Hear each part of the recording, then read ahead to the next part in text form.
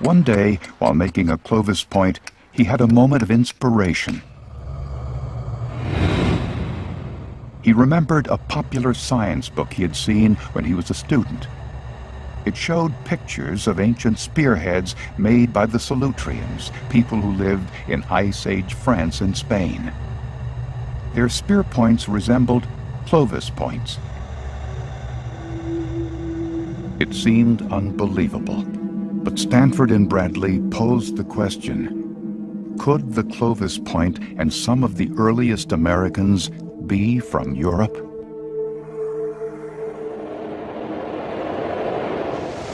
In southwestern France, where the Solutreans had lived 20,000 years ago. When he went there to investigate, one thing soon became clear. The Solutreans were a remarkable people. The Solutreans were responsible for much of the great Stone Age art of Europe, and were the forefathers of the artists who painted the Sistine Chapel of the Ice Age, the caves of Lascaux. They did a lot of carving in bone and in antler and in ivory. They fashioned spear throwers. They painted on cave walls. They had a fairly complex means of expressing themselves through their art. Could these remarkable Stone Age Europeans have brought the Clovis spear point to the Americas? Of all the Stone Age cultures that we've studied, the Solutrean people continually come out as being the most innovative, the most adaptive, and probably the most inventive. We have evidence that they invented the heat treatment of flint to make it better to flake.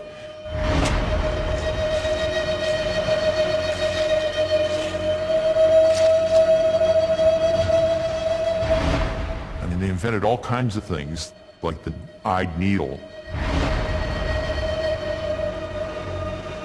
And the list goes on and on and on.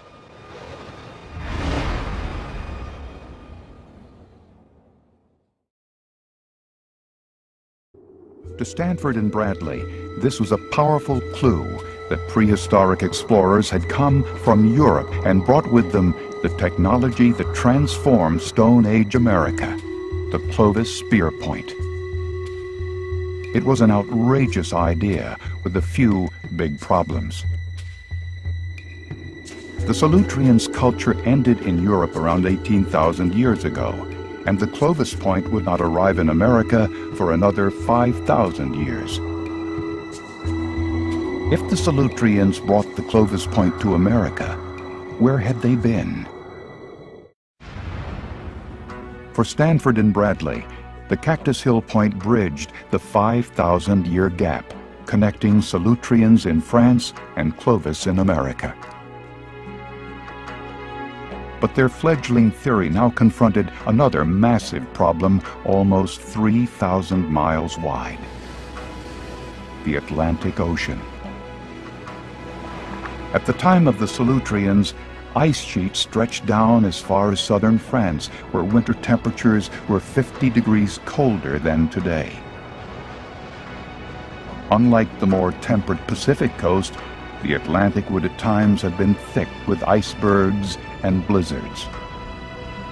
Could the Solutreans, a Stone Age people, have made such a voyage?